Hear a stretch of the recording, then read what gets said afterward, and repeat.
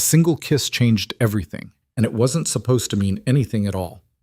Lena Carter made one reckless choice in a crowded bar, and the man on the receiving end didn't laugh it off like he should have. Adrian Volkov saw something in that moment she didn't even know she was offering.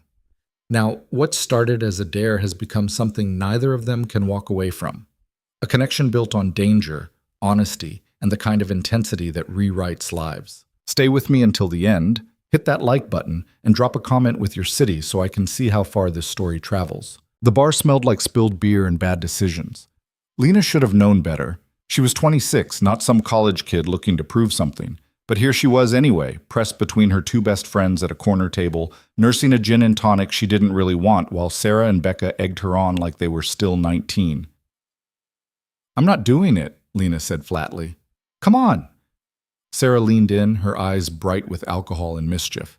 "It's just a dare. You used to be fun." "I'm still fun. I'm just not stupid." "Kissing a guy at a bar isn't stupid," Becca chimed in. "It's spontaneous. It's exciting. When's the last time you did something exciting, Lena?" Lena opened her mouth to argue, then closed it. The truth was, she couldn't remember. Her life had become a carefully managed routine. Work at the marketing firm, yoga on Wednesdays, weekend brunches with the same people talking about the same things. Safe. Predictable. Boring as hell if she was being honest. "See?" Sarah grinned. "You can't even answer." "Fine," Lena said, already regretting it. "Who?" Both of them turned, scanning the crowd like hunters selecting prey. The bar was packed. Friday night in the city always was. Young professionals loosening ties and forgetting spreadsheets, groups of friends celebrating nothing in particular, couples leaning too close in dark corners. Then Becca's hand shot out, pointing. "Him!" Lena followed her finger and felt her stomach drop. He sat alone at the far end of the bar. And alone was the operative word. Everyone else was clustered in groups, laughing too loud, jostling for the bartender's attention. This man occupied his space like he'd drawn a circle around himself that no one dared cross. Dark hair, darker eyes, a face that wasn't classically handsome but striking in a way that made you look twice.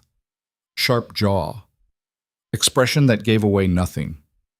He wore a black shirt, sleeves rolled to his forearms, and he held a glass of something amber with the kind of stillness that suggested he wasn't here to have fun. "Absolutely not," Lena said. "Why not?" Sarah asked. "He's gorgeous. He's terrifying. He's interesting." Becca raised an eyebrow. "Which is exactly what you need. I need to not get murdered in an alley." "Oh, please," Sarah waved a hand. "He's just brooding. Guys like that are all show. Go kiss him. He'll probably blush and buy you a drink."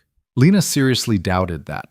Everything about the man screamed control. The way he sat, the way he lifted his glass with precise movements, the way his gaze swept the room at measured intervals, like he was cataloging exits and threats. This wasn't someone who blushed. "Double or nothing," Becca said. "You do it. We cover your tab for a month. And if I don't?" "You admit you've become boring and we stage an intervention." Lena looked at the man again. He was staring at his phone now, thumb scrolling with the mechanical rhythm of someone who wasn't actually reading anything, just occupying his hands. This is stupid, she thought, but her feet were already moving. She crossed the bar in what felt like slow motion, weaving between bodies and conversations, her heartbeat climbing with each step. She had no plan, no script. This was the kind of impulsive nonsense she'd left behind years ago, and yet here she was, walking straight toward a man who looked like he ate impulse for breakfast. She stopped beside him. He didn't look up. "Hi," she said. Nothing. He kept scrolling. "Excuse me?" His thumb paused, then, slowly, too slowly, he lifted his gaze. Up close, his eyes were even more unsettling. Not cold exactly, just assessing. Like he was calculating her weight and risk and deciding whether she was worth the energy to acknowledge. "Can I help you?" His voice matched everything else about him. Low, controlled, with an accent she couldn't quite place. Eastern European, maybe? Russian? "I need to kiss you," Lena said, because apparently her brain had stopped working. One eyebrow lifted. Barely. "You need to. It's a dare." The words tumbled out too fast. "My friends... Look, this is going to sound insane, but they dared me to kiss the most intimidating person in the bar, and you're, well, You're it. So if I could just... She leaned in before she could overthink it. His hand came up. Not aggressive, not a shove. Just there, between them, fingers spread against her collarbone. Not touching, but close enough that she felt the heat of his palm through her shirt. Stop, he said quietly. Lena froze. I'm sorry, that was stupid. I didn't say no. His eyes locked on hers. I said stop. If you're going to do this, do it properly. Her breath caught. Properly? You're rushing because you're nervous. That's not a kiss. That's an accident. He lowered his hand but didn't move away. If you want to kiss me, kiss me. Don't crash into me like you're trying to get it over with. The bar noise faded. Sarah and Becca, the music, the clinking glasses, all of it dissolved into background static. There was only him, watching her with an intensity that should have been uncomfortable but wasn't. It was magnetic. Lena swallowed hard. Then she stepped closer. This time, she moved slowly, deliberately. She watched his eyes, looking for a sign to stop, but he didn't move, didn't blink, just waited. When her lips touched his, the world tilted. It wasn't the kiss itself, though that was unexpected. Soft and firm at the same time, controlled but not cold. What shocked her was the way he responded. No hesitation, no surprise. He kissed her back like he'd been planning it, like this was a move in a game she didn't know she was playing. And then, just as quickly, it was over. She pulled back, her heart hammering against her ribs. He studied her, no smile, no smirk. Just that same unsettling calm, like she'd done something far more significant than she realized. Congratulations, he said softly. You win your dare. Lena's face burned. Right, thanks. What's your name? The question stopped her mid-turn. Lena. Lena. He repeated it like he was testing how it felt. I'm Adrian. Nice to meet you, Adrian. She backed up a step. Sorry for the... Yeah. Don't be. His gaze didn't waver. It was the most interesting thing that's happened to me all week. She didn't know what to say to that, so she just nodded and retreated across the bar, her legs shaky, her mind spinning. Sarah and Becca pounced the second she sat down. Oh my God! You actually did it! What did he say? Was he mad? Lena reached for her drink and drained half of it in one go. He was... fine. Fine? Becca's eyes were wide. Lena, you just kissed a man who looks like he could kill someone with his bare hands and he was fine? He was polite. Polite, Sarah repeated, disbelieving. That man does not look polite. Lena risked a glance back. Adrian had returned to his phone, expression unreadable, posture unchanged, like nothing had happened. But she could still feel the pressure of his hand against her collarbone, the way his eyes had held hers. If you're going to do this, do it properly. I need another drink, Lena muttered. She tried to forget about it. She really did. The weekend passed in a blur of errands and Netflix and pretending she wasn't replaying that kiss in her head at random intervals. By Monday, she'd almost convinced herself it didn't matter. Just a weird, impulsive moment. Nothing more. Then he showed up at her office. Lena was in the middle of a budget review meeting, PowerPoint slides about Q4 projections, her boss droning on about synergy, when her phone buzzed. She glanced at it under the table. Unknown number. You left before I could buy you a drink. Her heart stopped. Lena. Who is this? Unknown. Adrian. From Friday. Lena. How did you get my number? Unknown. You're not as anonymous as you think. Can we talk? She stared at the screen. This wasn't happening. People didn't just track down strangers from bars. That was stalker behavior. Red flag behavior. Lena. This is creepy. Unknown. I know. I'm downstairs. 5 minutes of your time. That's all I'm asking. Lena's boss was still talking. Something about market penetration. She stood abruptly. Excuse me, she said. I need to bathroom. She didn't wait for a response, just grabbed her phone and headed for the elevator. Her hands shook as she jabbed the lobby button. This is insane. Call security. Block his number. Do not go down there. The elevator doors opened. Adrian stood in the lobby, hands in his pockets, looking completely out of place among the glass and steel and corporate blandness. He spotted her immediately. Lena, you can't be here. She crossed her arms. I don't know you. You don't know me. This is... I apologize. He stepped closer, and she hated how her pulse jumped. I didn't mean to scare you. I wanted to see you again, and I didn't have a better way to make that happen. You could have not tracked me down like a creep. Fair. He didn't look away. I'm not good at normal. I should have thought this through better. You think? A muscle in his jaw ticked. I'm asking for one conversation. Dinner. Somewhere public. After that, if you want me to disappear, I will. Why? Lena demanded. Why do you care? It was just a stupid dare. Was it? The question hung between them. I don't even know you, Lena said, but her voice came out weaker than she wanted. Then let me fix that. His eyes held hers. One dinner. Your choice of place. I'll answer any question you ask. She should have said no. Every rational part of her brain was screaming to say no. Tomorrow, she heard herself say. 7. Angelo's on 5th. I'll be there. He turned and walked out before she could change her mind. Lena stood in the lobby, watching him disappear into the city, and wondered what the hell she'd just agreed to.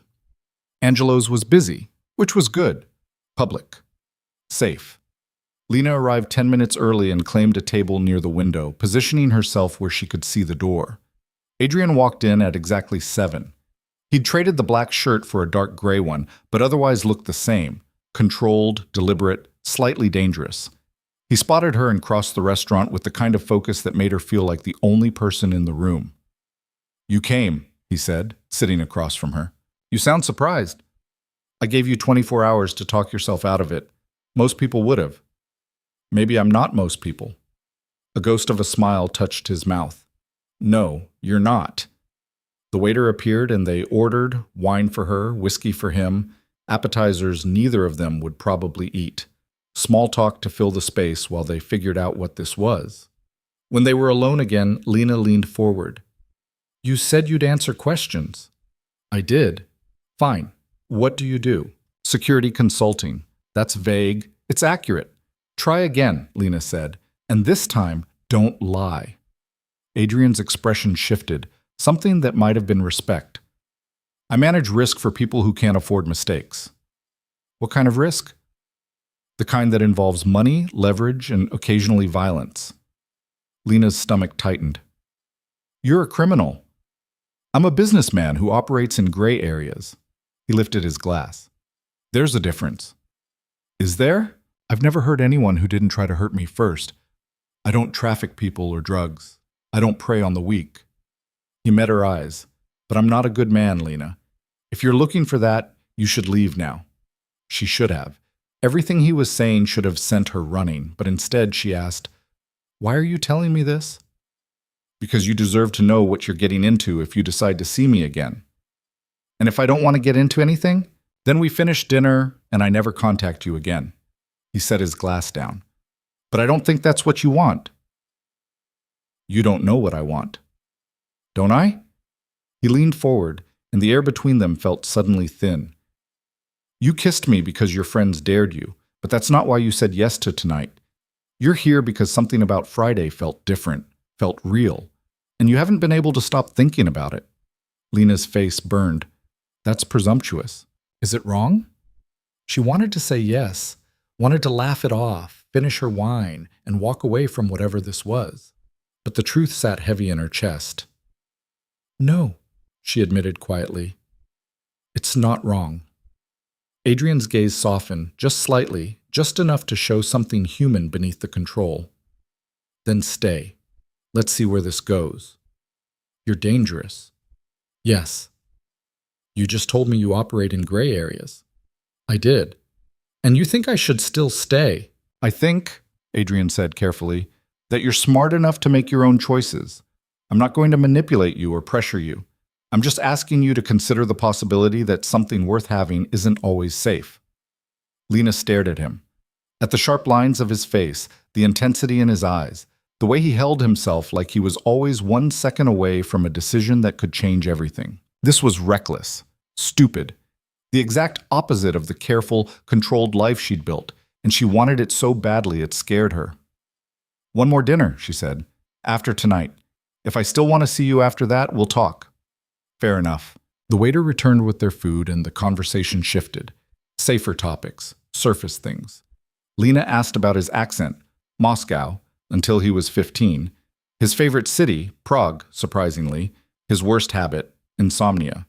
He asked about her work, boring but stable. Her family, distant but well-meaning. Her fears, failure, mostly, and being forgotten. It should have felt like small talk. Instead, it felt like excavation. By the time they left the restaurant, Lena's defenses had cracked in ways she didn't know how to repair. Adrian walked her to the subway entrance. "Thank you for giving me a chance," he said. "Don't thank me yet. I might still run." "You might." He smiled, really smiled, and it transformed his face completely. "But I don't think you will." He was right. She didn't.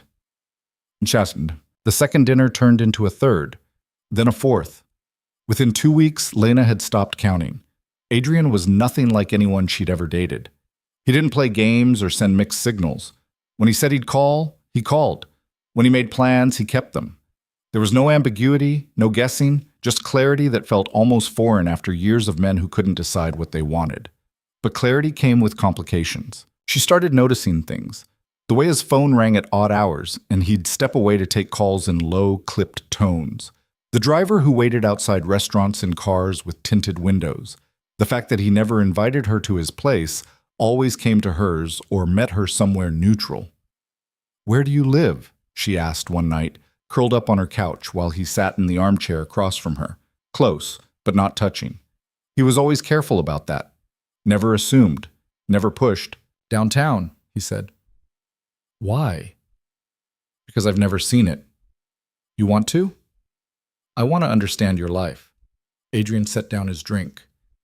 "My life isn't interesting." "Liar." He studied her for a long moment, then sighed. "It's safer if you don't know everything." "Safer for who?" "For you."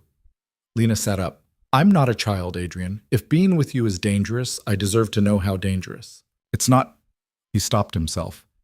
"I handle problems before they become threats. You're not in danger." "Then why won't you let me in?" The silence stretched between them, heavy and uncomfortable. Finally, Adrian stood. "Come on." "Where?" "You want to see my life? I'll show you."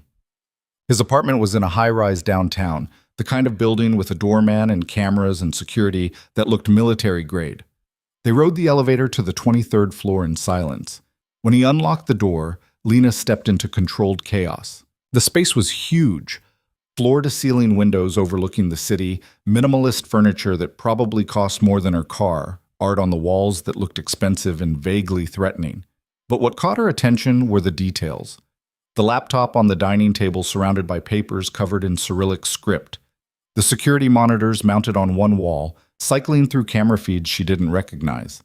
The safe in the corner, door slightly ajar, revealing stacks of cash and something that might have been a gun. "This is what you didn't want me to see," Lena said quietly. "Yes." She walked to the window, staring out at the lights below. "What exactly do you do, Adrian? And don't give me the security consulting line." He came to stand beside her, close enough that she felt his presence like heat. "I solve problems for people with resources," he said. "When someone powerful has an issue, a business rival making threats, a partner stealing funds, a situation that needs to disappear quietly, they call me. I assess the risk, identify leverage, and make it go away. How? However it needs to happen. Sometimes it's information, sometimes it's pressure, sometimes it's money." He paused. "Sometimes it's worse." Lena's hands trembled. "Have you killed anyone?" "No." The answer came quick and firm. "I've hurt people, I've ruined people, but I've never taken a life." "Is that supposed to make me feel better?" "I don't know." He turned to face her. "I'm not asking you to approve. I'm just asking you to see me clearly. This is who I am. This is what I do. And if that's too much, if you can't live with it, then we end this now, before it gets harder." Lena looked at him. Really looked. At the tension in his shoulders, the careful way he held himself, the vulnerability hidden beneath all that control. Do you want to end it? She asked. No. Then don't make that choice for me. She stepped closer. I'm not naive, Adrian. I know this is complicated. I know you're not safe. But I also know that when I'm with you, I feel more awake than I have in years. So stop trying to protect me from yourself and let me decide what I can handle. Something shifted in his expression. Something raw. You're sure? I'm terrified, Lena admitted. But I'm sure. Adrian reached out slowly, giving her time to pull away. When she didn't, his hand cupped her face with a gentleness that contradicted everything else about him. I won't let anything hurt you, he said quietly. I promise you that. I know. He kissed her then, not like that first kiss in the bar, fast and electric. This was different, deliberate, a question and an answer all at once. When they finally pulled apart, Lena was breathless. Stay, Adrian said. Tonight? As long as you want. She should have gone home, should have taken time to think this through, to process everything she'd just learned. But instead she said, okay. Ian, the weeks that followed felt like falling. Lena learned the rhythms of Adrian's life, the late-night phone calls he took on the balcony, the mornings he left before dawn without explanation, the way he checked exits in every room and positioned himself where he could see the door. She learned that he drank his coffee black, hated mornings, and had a scar on his ribs from a knife fight when he was 17. She learned that he was brilliant and dangerous and surprisingly gentle with her in ways that made her chest ache. And she learned that she was in love with him. It crept up slowly, then all at once. The moment she realized it, they were in her apartment, cooking dinner together. Or rather, Adrian was cooking while Lena sat on the counter, stealing bites and making him laugh. Real laughter, the kind that transformed his whole face. What? He asked, catching her staring. Nothing. She smiled.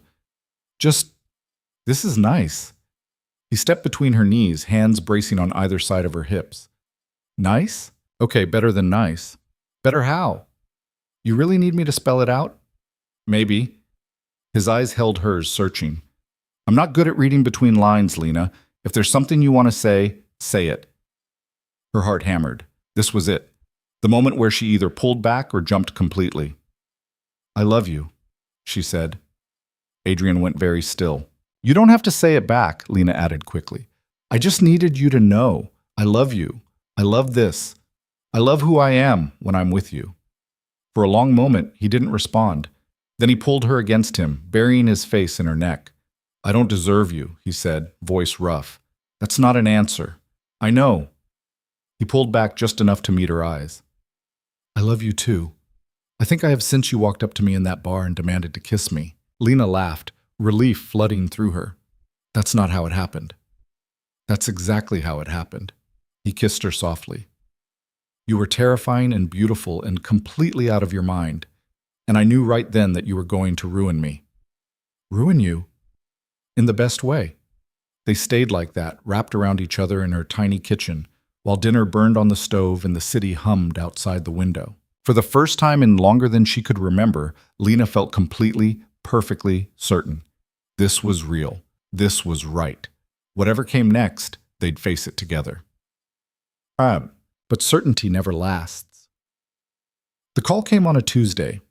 Lena was at work, halfway through a presentation about social media metrics, when her phone lit up with Adrian's name. He never called during the day. Ever. She stepped out of the conference room, heart already racing. Adrian? Are you alone? His voice was tight, controlled, but barely. What's wrong? I need you to listen carefully. Go home. Pack a bag. Don't tell anyone where you're going. Ice flooded her veins. What happened? Someone I did business with 5 years ago just got arrested. He's talking. My name came up. What does that mean? It means the next few weeks are going to be complicated. She heard traffic in the background, movement. I'm handling it, but I need you somewhere safe until it's resolved. I'm not running, Lena said. This isn't a negotiation. You're damn right it's not. Her hands shook. You don't get to love me one day and shut me out the next. If you're in trouble, we deal with it together. Lena. Together, Adrian. That's the deal. You don't protect me by pushing me away. Silence. Then quietly. You're impossible. So are you. Where are you? On my way to you. Good. We'll figure this out when you get here. She hung up before he could argue and walked back into the conference room. I'm sorry, she told her bewildered colleagues. Family emergency. I have to go. She didn't wait for permission, just grabbed her bag and left. Adrian was waiting outside her building when she arrived, leaning against a black car that definitely wasn't his. He looked exhausted, shadows under his eyes, tension in every line of his body. You should have left, he said when she reached him. And miss all the fun? Lena unlocked her door. Come on, you look like hell. Inside, she made coffee while he paced her living room like a caged animal. Talk to me, she said, handing him a mug. He took it, but didn't drink. Viktor Kozlov.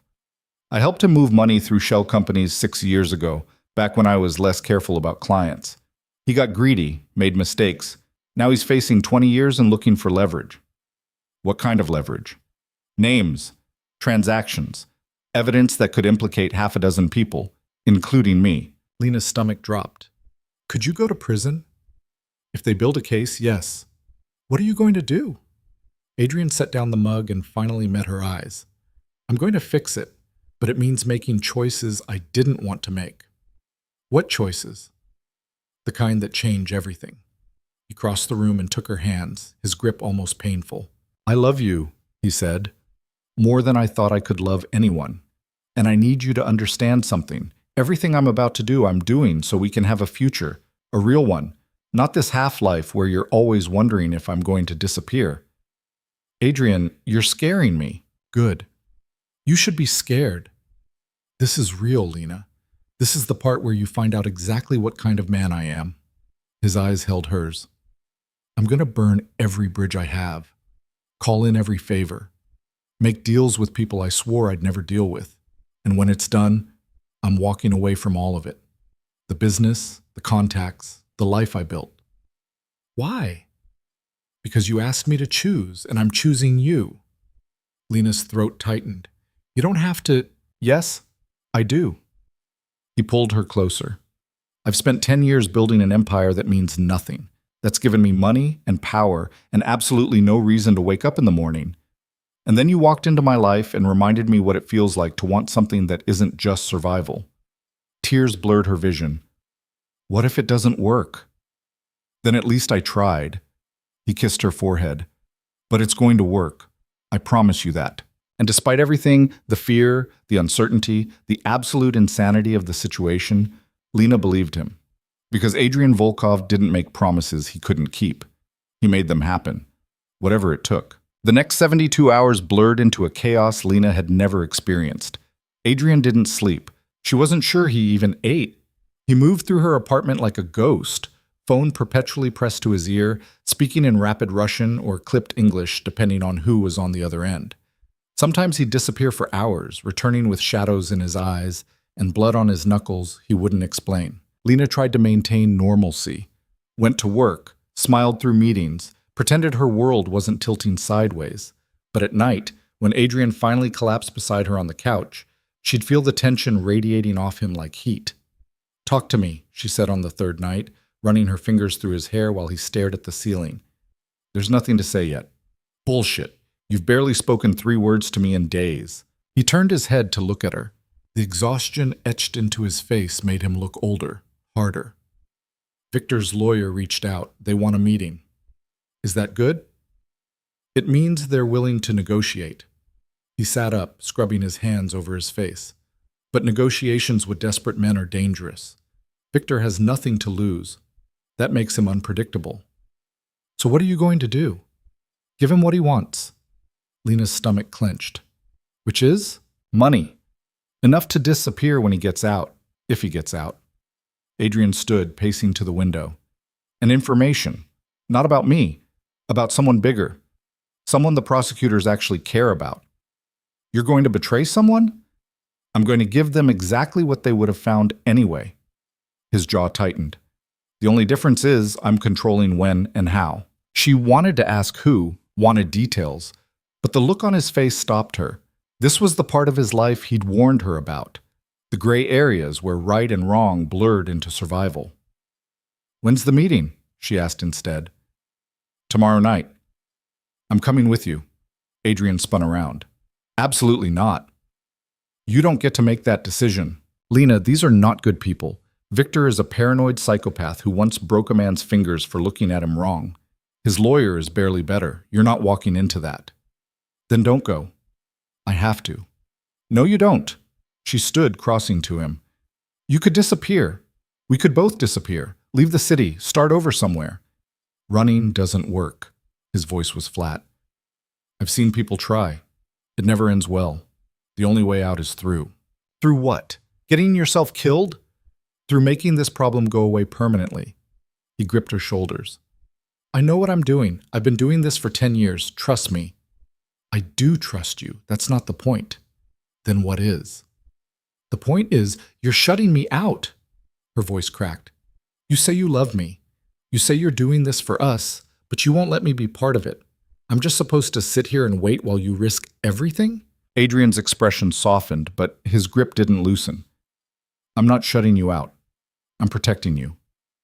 I don't need protection. I need honesty. For a long moment, they just stared at each other. Then Adrian exhaled slowly and pulled her against him. The meeting is at a warehouse on the docks, he said quietly. Victor chose it because it's isolated. No witnesses.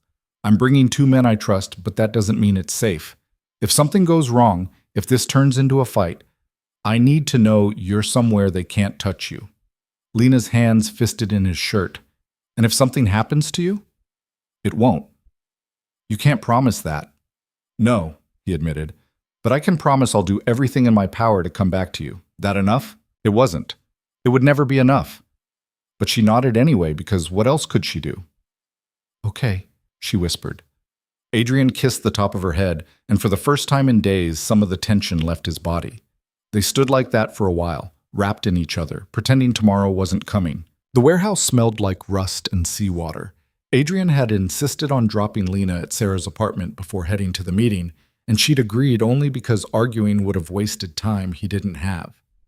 Now, sitting on Sarah's couch while her best friend peppered her with questions, Lena felt like she might crawl out of her skin. So let me get this straight, Sarah said slowly. Your boyfriend, who you met 6 weeks ago, is currently meeting with a criminal to negotiate his way out of a federal investigation? That's the simplified version. And you're okay with this? Lena laughed, sharp and bitter. Do I look okay? You look like you're about to throw up. That's accurate. Sarah sat beside her, taking her hand. Lena, I love you. You know that. But are you sure about this guy? Because from where I'm sitting, this sounds insane. It is insane. Then why? Because I love him. The words came out raw. I know how it sounds. I know it's too fast and too complicated and probably the stupidest thing I've ever done. But I love him, Sarah. And I think he might actually change his life for me. How do I walk away from that? Sarah squeezed her hand. You don't. You just hold on and hope he comes back. Lena's phone buzzed. She grabbed it so fast she nearly dropped it. Adrian. Meeting starting. I'll call when it's done. Lena. Be careful. Adrian. Always. 3 dots appeared, then disappeared, then reappeared. Adrian. I love you. Lena's throat tightened. He never said it over text. Ever. Which meant he was scared. Lena. I love you too. Come back to me. The dots vanished. No response. What did he say? Sarah asked. That he loves me. That's good, right? Lena stared at the screen, willing it to light up again. I don't know. The minutes crawled by. Sarah tried to distract her with wine and terrible reality TV, but Lena couldn't focus. Every sound made her jump. Every passing car could have been news. An hour passed, then 2. By the 3rd hour, Lena was pacing. He said he'd call, she muttered. Maybe it's running long. Or maybe something went wrong. Don't think like that. How am I supposed to think? Lena spun to face her. He's meeting with criminals in an abandoned warehouse, Sarah. Things go wrong in situations like that. People get hurt. Her phone rang. She answered before the first ring finished. Adrian? Lena. His voice was rough, tired, but alive. It's done. Relief hit her so hard she had to sit down. Are you okay? I'm fine. Victor agreed to the terms. His lawyer has the information. It's over. Just like that? Just like that. She heard movement, car doors. I'm on my way to you. I'm at Sarah's. I know. I'll be there in 20 minutes. He hung up before she could respond. Sarah raised an eyebrow. Well? He's alive. He's coming here. Lena pressed her hands to her face. Oh my God, he's actually okay. See? I told you not to panic. But when Adrian arrived 23 minutes later, Lena's relief evaporated. He looked like he'd been through a war. His shirt was torn at the shoulder, a bruise blooming along his jaw, dried blood crusted under his nose. He moved stiffly, like his ribs hurt. You said you were fine, Lena said, meeting him at the door. I am fine. You're bleeding. Not my blood. That should have scared her. Maybe it did, but mostly she was just furious. What happened? Adrian glanced at Sarah, who was watching from the couch with wide eyes. Can we talk outside?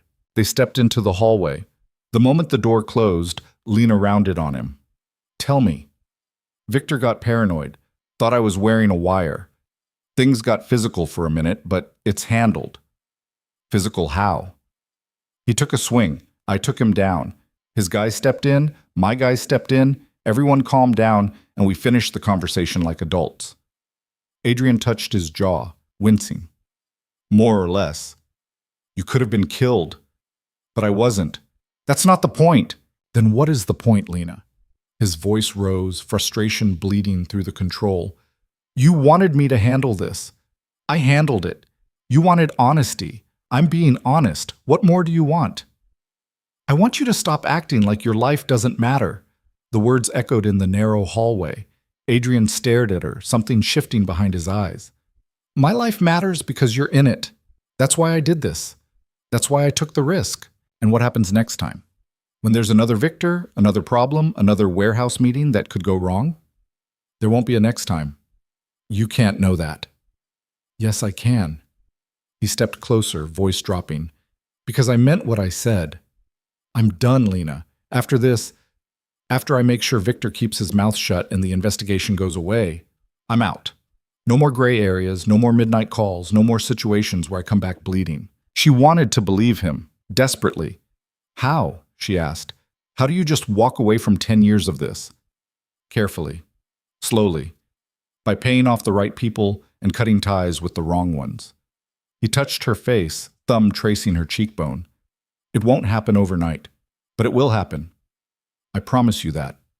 Lena closed her eyes, leaning into his touch. I'm scared. Me too. Really? Terrified. His voice was barely a whisper. I've never had anything worth protecting before. Now I do. And the idea of losing you because of the choices I made years ago, that scares me more than anything Victor could ever do. She opened her eyes. So we figure it out together. Together, he agreed. They stood there in the hallway, foreheads touching, breathing in sync. And despite everything, the blood, the fear, the uncertainty, Lena felt something settle in her chest. This was real, messy and complicated and absolutely insane, but real. The fallout took weeks. Victor's lawyer delivered the information Adrian had promised, and the prosecutors shifted their focus to bigger fish. Adrian's name stayed buried in sealed testimony that would never see daylight. The investigation moved on without him. But freedom came with a price. Adrian had to sever ties with clients who'd relied on him for years. Some understood, some didn't.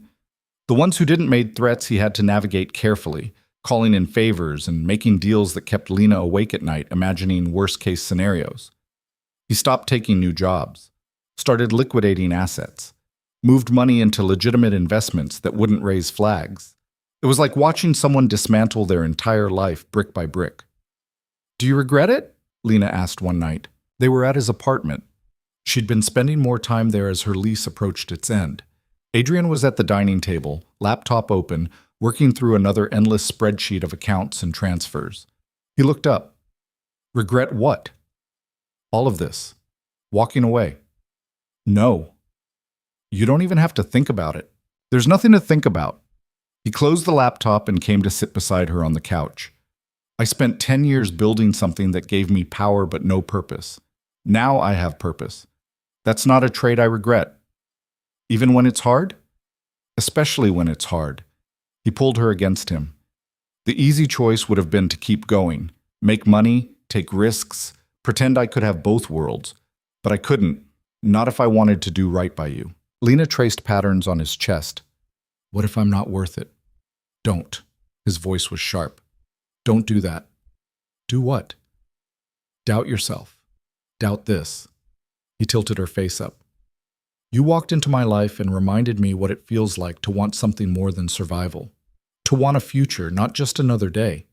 You think that's not worth fighting for? Her eyes stung. I'm just scared you'll wake up one day and realize you gave up everything for someone ordinary. You're not ordinary. He said it like a fact.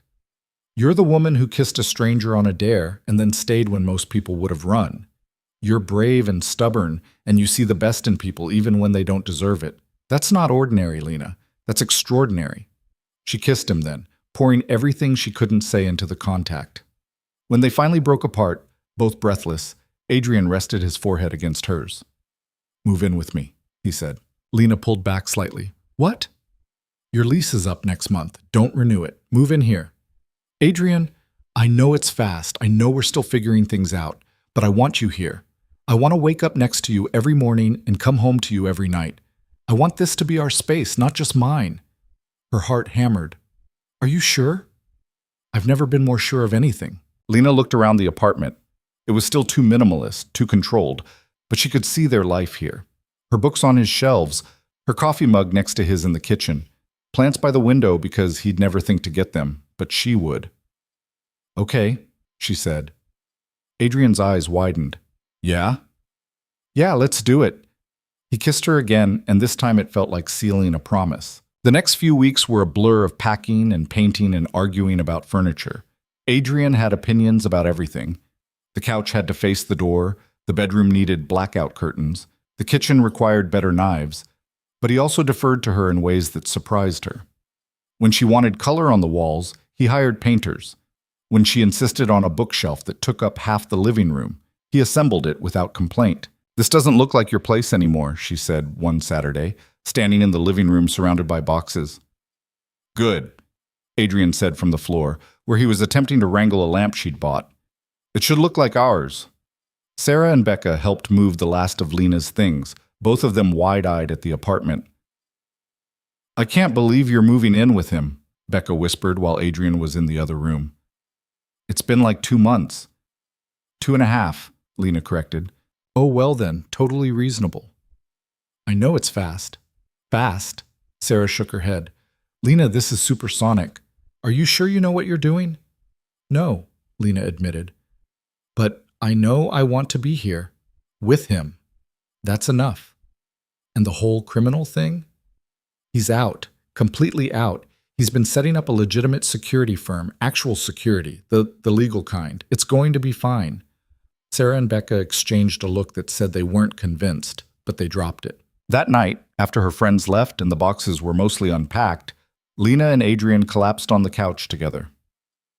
We did it, she said. We did. He pressed a kiss to her temple. How does it feel? Terrifying, exciting, right? Yeah. He was quiet for a moment. I need to tell you something. Her stomach dropped. What? I have a meeting next week. With federal agents. Lena sat up. What? Why? They want to interview me. Officially. About Victor and the investigation. He held up a hand before she could panic. It's routine. My lawyer says it's just tying up loose ends, but I wanted you to know. Are you in trouble? No. Victor kept his word. The information I gave them led to 3 arrests. They're happy. This is just cleanup. And if it's not, then my lawyer handles it.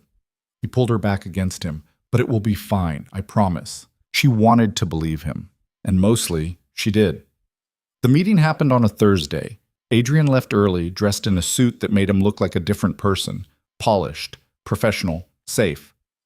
He kissed her goodbye at the door, promised to text updates, and disappeared into the elevator. Lena tried to work from home but couldn't focus. Every hour that passed without word made her anxiety spike higher. Finally, at 2 in the afternoon, her phone buzzed. Adrian, done. Clean. No issues. Lena, really? Adrian, really? They thanked me for cooperating and sent me on my way. It's over. Lena, come home. Adrian, already on my way. When he walked through the door 20 minutes later, Lena was waiting. She threw her arms around him before he could even set down his briefcase. It's really over? She asked against his chest. It's really over. He held her tight. No more investigations. No more looking over my shoulder. Just us. Just us, she repeated, and for the first time in weeks she felt like she could breathe. Life settled into something resembling normal. Adrian's security firm launched quietly, taking on corporate clients who needed threat assessments and executive protection. It was legitimate work, the kind that didn't involve warehouse meetings or blood on his knuckles. He had an office downtown, business cards, quarterly taxes. Lena watched him transform. The tension that had always lived in his shoulders started to ease. He slept better, smiled more, started talking about the future like it was something they could actually plan. I want to take you somewhere, he said one night over dinner. Where? Prague. I told you it's my favorite city. I want to show you why. When? Next month. We'll take a week. See the castle, walk the bridges, drink too much wine. Lena grinned. That sounds perfect. Yeah? Yeah.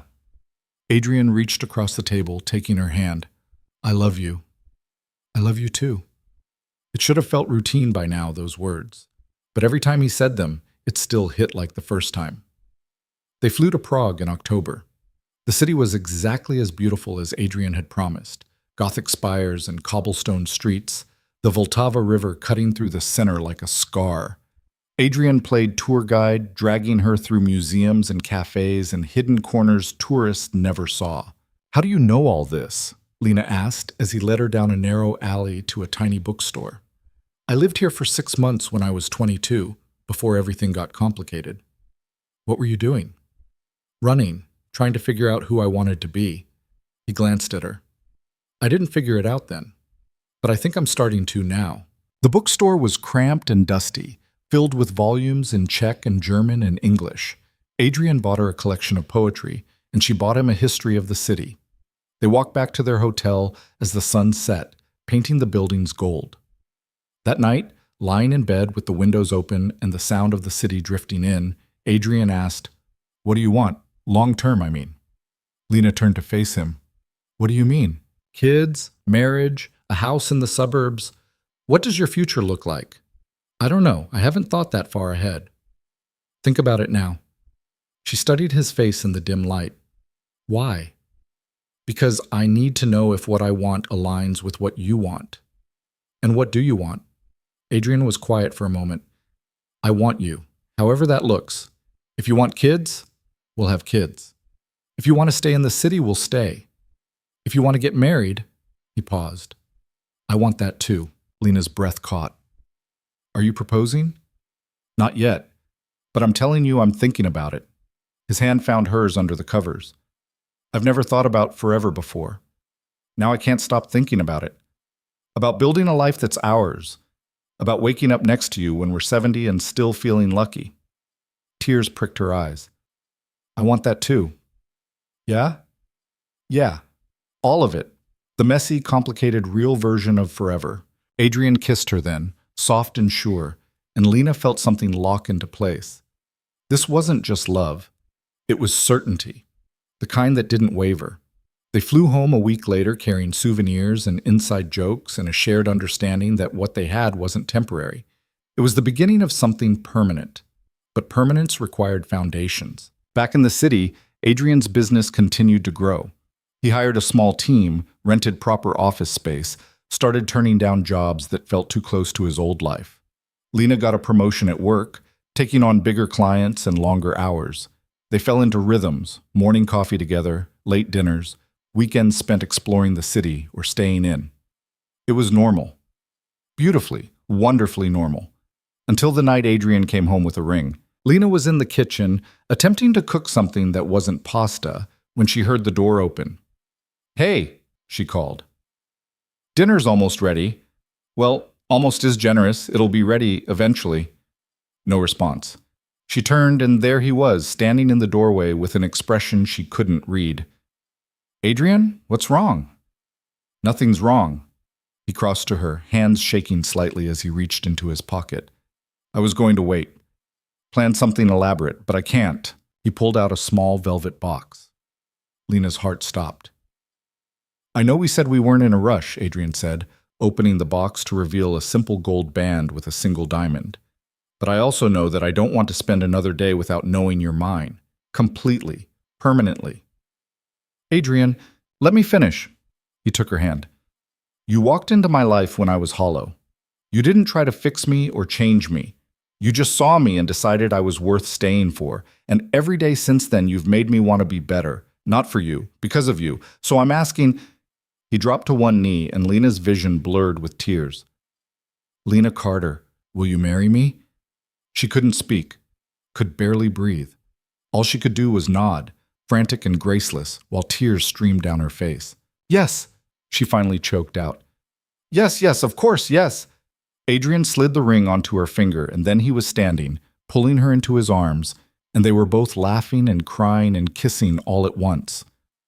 I love you, he said against her mouth. I love you too. They stood there in the kitchen, holding each other while dinner burned on the stove, and Lena thought about that night in the bar, about the dare that changed everything, about the man who'd studied her with unsettling calm and decided she was worth the risk. She'd been terrified then. She still was, sometimes. But now she was also sure. Whatever came next, they'd face it together. The engagement should have been the beginning of easy. That's what Lena kept telling herself in the weeks that followed. They'd weathered the storm, come out the other side, and now they got to plan a future without looking over their shoulders. Except Adrian was still looking. It started small. He'd pause mid-conversation, eyes tracking something across a restaurant she couldn't see. He'd check his phone more often, frown at messages he wouldn't explain. Once, she woke at 3 a.m. to find him standing at the window, staring at the street below like he was waiting for something to appear. What's wrong? She'd asked, groggy and confused. Nothing. Go back to sleep. But it wasn't nothing. She could feel it in the tension that had crept back into his shoulders, the way his jaw tightened when his phone rang with numbers he didn't recognize. 2 weeks after the proposal, Lena came home to find him pacing the living room, phone pressed to his ear, speaking in rapid Russian. He looked up when she entered, held up a finger asking for a minute, then turned away and lowered his voice. She dropped her bag on the counter harder than necessary. When he finally hung up, she was waiting with her arms crossed. Who was that? No one important. Adrian. He sighed, running a hand through his hair. It's handled. What's handled? What aren't you telling me? It's just business. Someone from the old days trying to pull me back in. I told them no. And they accepted that? They will. That's not an answer. Lena stepped closer. You said it was over. You promised me the past was done. It is done. This is just cleanup. He reached for her, but she pulled back. Don't touch me and tell me everything's fine when I can see it's not. You've been different for weeks, distracted, paranoid. Something's going on, and I deserve to know what. Adrian's expression hardened. What you deserve is to not worry about problems I'm handling. That's not how this works. We're engaged, Adrian. We're supposed to be partners. That means you don't get to shut me out every time something gets complicated. I'm not shutting you out. I'm protecting you. I don't need protection. I need honesty. The words hung between them, sharp and bitter. Adrian stared at her for a long moment, something shifting behind his eyes. Then he walked to the window, hands braced against the frame, shoulders rigid. Dmitry Sokolov, he said quietly. Lena's stomach dropped. Who? Someone I did business with 4 years ago. Before Victor, before I started being careful about clients. He ran a smuggling operation, art, antiquities, things that weren't mine to ask questions about. I moved money for him, made introductions. Then I got smart and cut ties. And now he's back? He needs something. A favor, he calls it. Access to a shipping manifest I helped him set up years ago. He says it's simple, low risk, nothing that will blow back on me. But you don't believe him? No. Adrian turned to face her. Dmitry doesn't do simple. If he's calling in a favor, it's because he's desperate. And desperate men make mistakes that get everyone around them burned. So tell him no. I did. 3 times now, but he's not accepting it. What does that mean? Adrian's jaw tightened. It means he's starting to make threats. Fear spiked through her. What kind of threats? The vague kind. Mentions you in passing. Talks about how nice our apartment is, how busy your office must be. Nothing direct enough to act on, but clear enough to understand. Lena's hands shook. He's threatening me to get to you. He's trying to, but it won't work. Adrian crossed to her, gripping her shoulders. I won't let anything happen to you. I promise you that. How can you promise that when you can't even make him leave you alone? Because I know people who can make him leave me alone. Permanently. The way he said it sent ice down her spine. What does permanently mean? It means I have options. None of them pleasant, but all of them effective. Adrian, no, you can't. You said you were done with that world. I am done. But that doesn't mean I won't use what I know to protect what matters. His eyes held hers. You matter more than any promise I made to myself about staying clean. That's not what I want. Then what do you want? I want us to go to the police. Let them handle it. Adrian laughed, sharp and humorless. The police can't touch Dimitri. He's too connected, too smart. By the time they build a case, we'll both be dead or disappeared. So what's your plan? Call in favors from other criminals? Start a war? If that's what it takes. No. Lena pulled away from him. No, I won't let you throw away everything you've built because some asshole from your past can't take no for an answer. What choice do I have? There's always a choice, not when it comes to you. His voice broke on the words. Don't you understand? I would burn down everything I've built, every bridge I've crossed, every promise I've made, all of it, if it meant keeping you safe. That's not negotiable. Lena's eyes burned. And what happens to us if you do that? If you go back to being the person you were trying to leave behind? We survive. That's what matters. No. What matters is the life we're trying to build, the future we're supposed to have. She stepped closer, taking his face in her hands. You can't protect that future by destroying it in the present. Adrian closed his eyes, leaning into her touch. Then tell me what to do. Because I'm out of ideas that don't end with someone getting hurt. We figure it out together, like we always do. Together, he repeated, the word barely a whisper. They stood like that for a while, holding on to each other in the middle of their apartment, while the city hummed outside, and the weight of Adrian's past pressed down on them both. The next day, Adrian called a meeting, not with criminals or old contacts, but with a lawyer. A real one. The kind who wore expensive suits and had an office in a building with actual security. Lena insisted on coming. Tell me everything, the lawyer, Marcus Chen, said once they were seated in his conference room. Start from the beginning and don't leave anything out. Adrian did. He laid out his history with Dimitri, the nature of their business, the threats that had been made. He was clinical about it, detached, like he was describing someone else's life. Marcus listened without interrupting, taking notes on a legal pad. When Adrian finished, he set down his pen.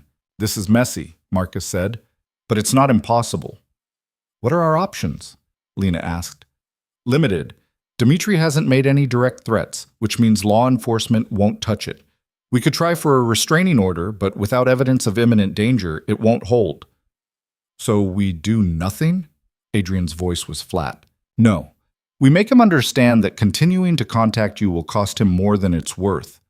Marcus leaned forward. I have connections.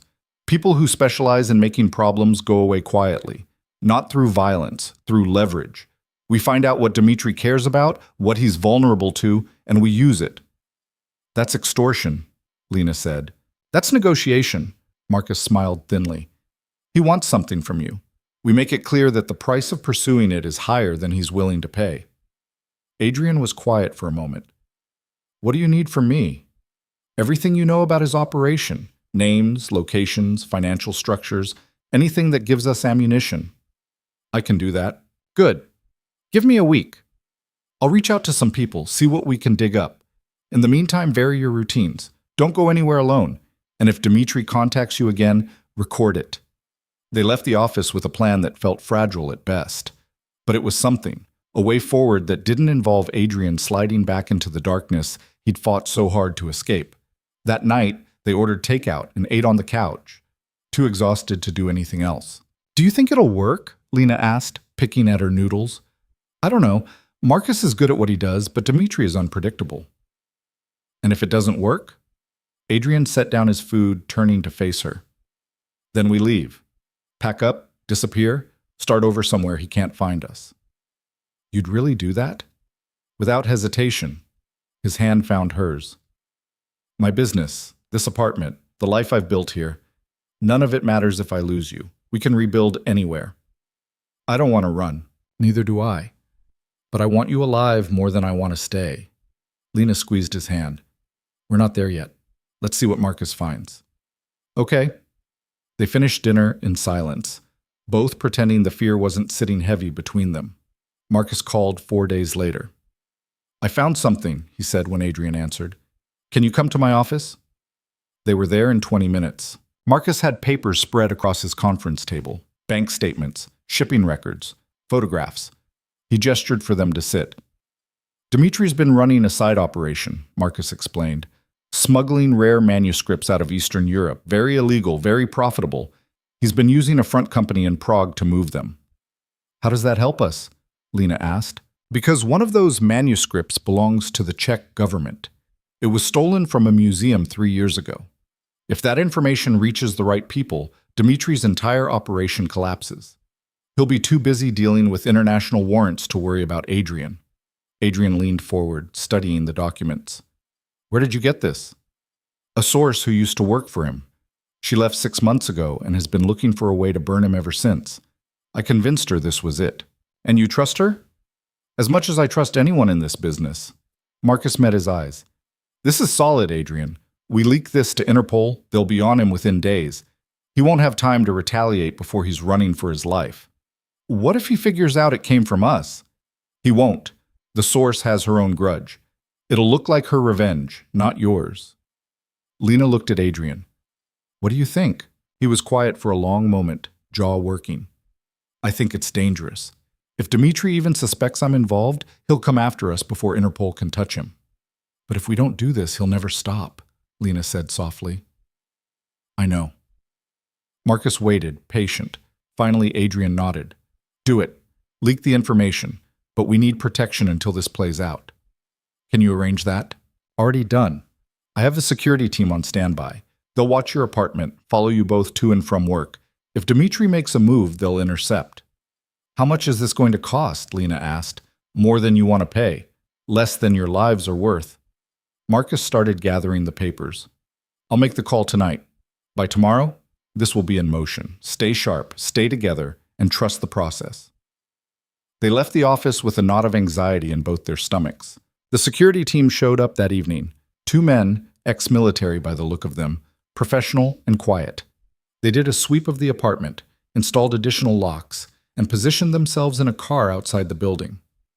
This is insane, Lena muttered, watching from the window. This is temporary, Adrian said. Once Dimitri's dealing with Interpol, we can go back to normal. What if normal never comes back? He didn't have an answer for that. The next 48 hours crawled by. Lena tried to work but couldn't focus. Adrian paced the apartment like a caged animal, checking his phone every 5 minutes, jumping at sounds that didn't exist. On the second night, Marcus called. It's done, he said. Interpol received the information this morning. They've already issued a warrant. Dimitri's currently in Budapest and the Hungarian authorities are moving to arrest him. Adrian's shoulders sagged with relief. Are you sure? Positive. I have a contact at Interpol who confirmed it. He's done, Adrian. He won't be bothering you again. What if he gets out? He won't. The evidence is airtight, and he's facing charges in multiple countries. Even if he makes bail somewhere, he'll be too busy running to think about you. Adrian closed his eyes. Thank you. Just doing my job. I'll keep the security detail for another week, just to be safe. After that, you should be clear. When he hung up, Lena was watching him from the couch. It's over? She asked. It's over. She stood, crossing to him, and wrapped her arms around his waist. He held her tight, face buried in her hair. I was so scared, she whispered. Me too. But we made it. Yeah, we did. They stood there for a while just breathing, letting the relief wash over them in waves. The week passed without incident. No threatening calls, no shadows following them, no knots of anxiety sitting heavy in their chests. By the time Marcus called to say the security team was being pulled, Lena had almost forgotten what it felt like to be constantly afraid. Almost. "We should celebrate," she said that night. Adrian raised an eyebrow. "Celebrate what?" "Surviving. Again." She grinned. "Also, we're engaged and haven't actually talked about the wedding yet. You want to talk about the wedding?" "I want to plan a life that doesn't involve lawyers and security teams and men from your past trying to drag you back." Adrian smiled, real and unguarded. "Okay, let's do it." They ordered pizza and opened a bottle of wine, spreading out on the living room floor with a notebook and too many ideas. "Small," Lena said. "I don't want a huge production. Just us and the people we actually care about." "How small?" 30 people, maybe? Sarah and Becca, obviously. Your team from work? A few others? Where? Lena thought for a moment. Somewhere that means something to us. Not a church or a hotel ballroom. Somewhere real. Prague, Adrian said suddenly. What? You loved Prague. I love showing it to you. What if we got married there? Small ceremony, just close friends, then a week exploring the city together. Lena's chest tightened. That's perfect. Yeah? Yeah. He pulled her against him, kissing the top of her head. When? 6 months? That gives us time to plan, but not so much time that we overthink it. 6 months, Adrian agreed. They spent the rest of the night talking about details, venues and flowers and what kind of food to serve. It was mundane and beautiful, the kind of conversation that felt like building something real. When they finally crawled into bed, exhausted and happy, Lena felt something settle in her chest. The fear was still there, would probably always be there in some form, but it was smaller now, manageable. I love you, she said into the darkness. I love you too. And for the first time in weeks, she believed things might actually be okay. The next few months were a blur of wedding planning and work, and the small joys of ordinary life. Adrian's business continued to grow, taking on bigger clients, hiring more staff. Lena got promoted again, this time to a role that came with a corner office and actual decision-making power. They fought sometimes, about money, about where to spend holidays, about whether to get a dog. Normal couple things that felt weirdly precious after everything they'd been through. Sarah and Becca threw her a bachelorette party that involved too much tequila and a karaoke bar where Lena sang off-key renditions of songs she didn't know the words to. Adrian had a bachelor party that was quieter, just drinks with his team and a poker game that went until 3 in the morning. Are you nervous? Sarah asked the night before they flew to Prague. Terrified, Lena admitted. Why? You love him. I do, but marriage is so permanent. What if we mess it up? Then you fix it. That's what people do. Sarah squeezed her hand. You and Adrian have survived worse than a bad argument about dishes. You'll be fine. You think? I know. Lena wanted to believe her. They flew to Prague on a Tuesday, arriving in the late afternoon to golden light and the smell of river water. Adrian had arranged everything. The hotel, the venue, the photographer. All Lena had to do was show up.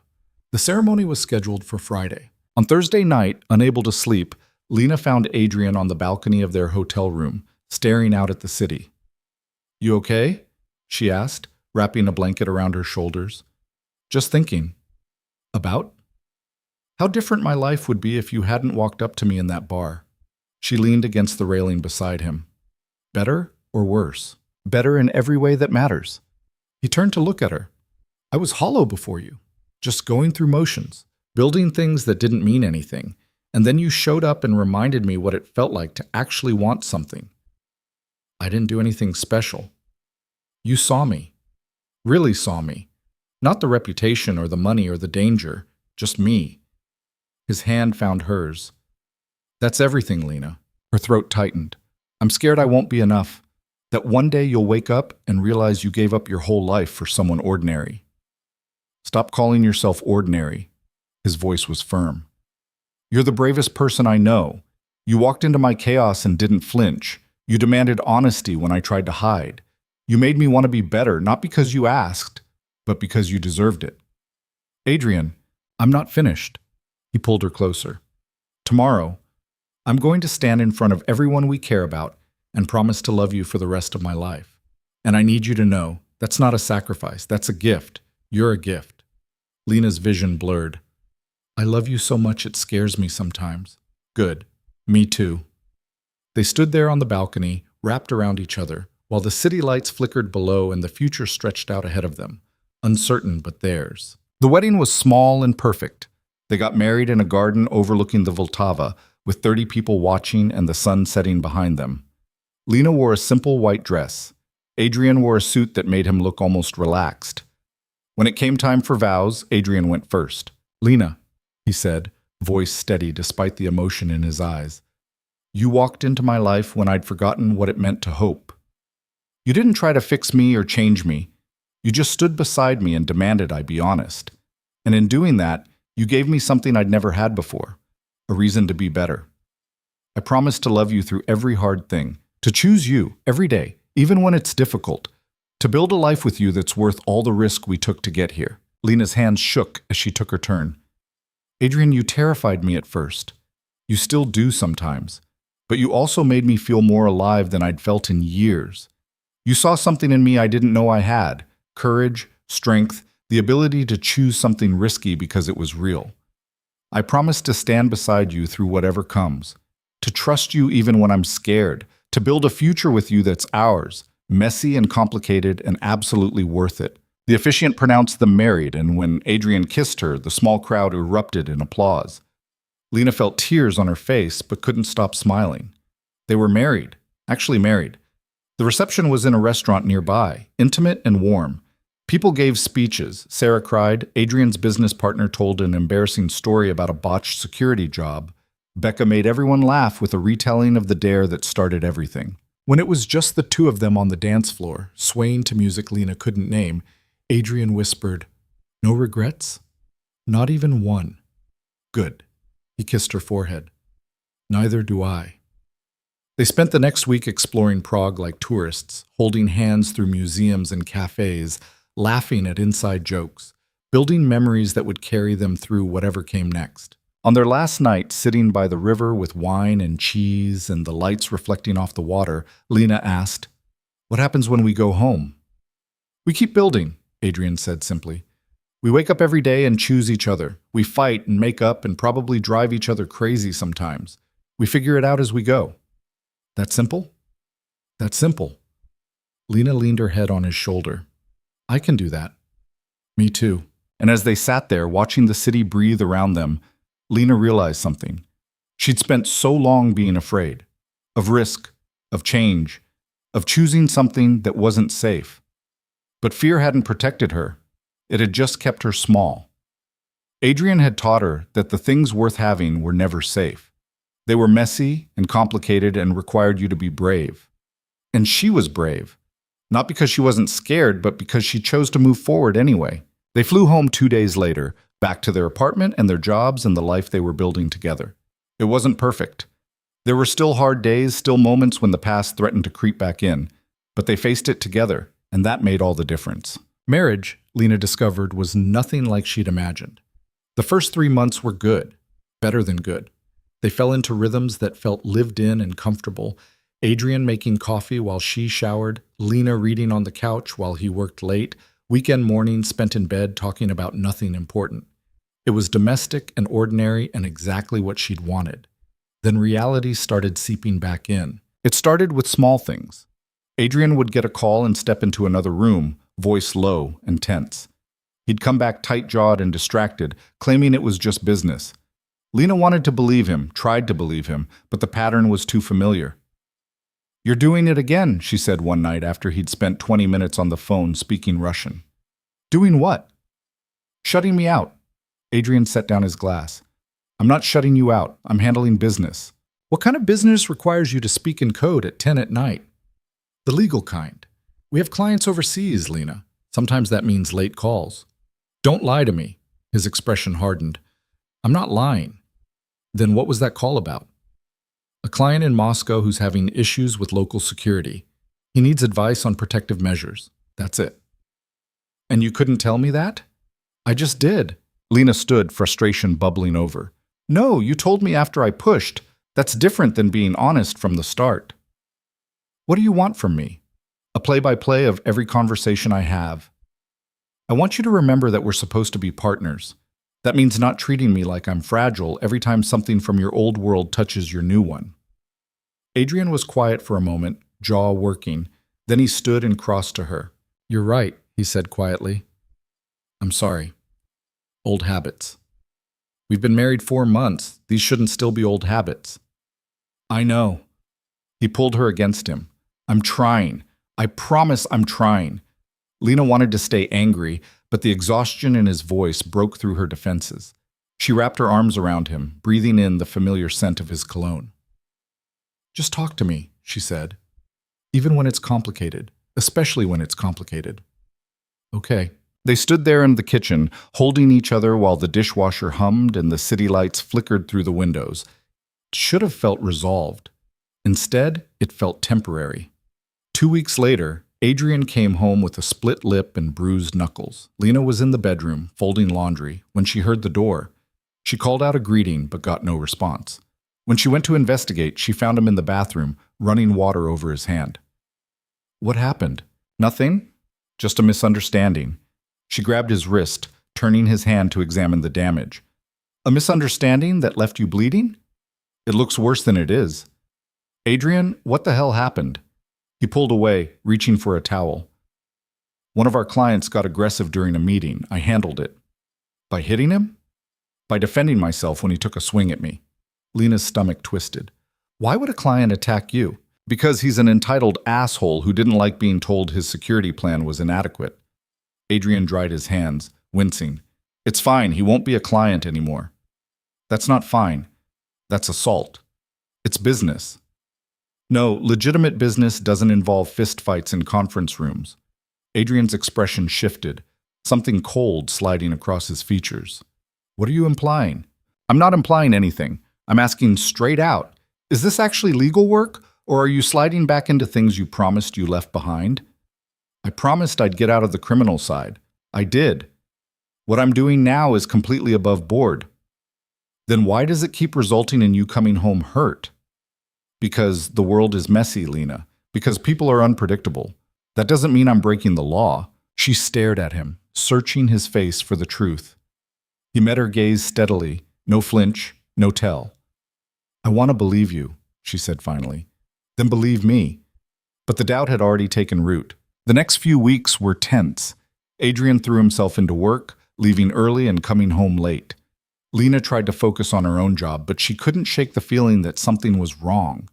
The man she'd married was slipping away, replaced by the controlled, guarded version of him she'd first met in that bar.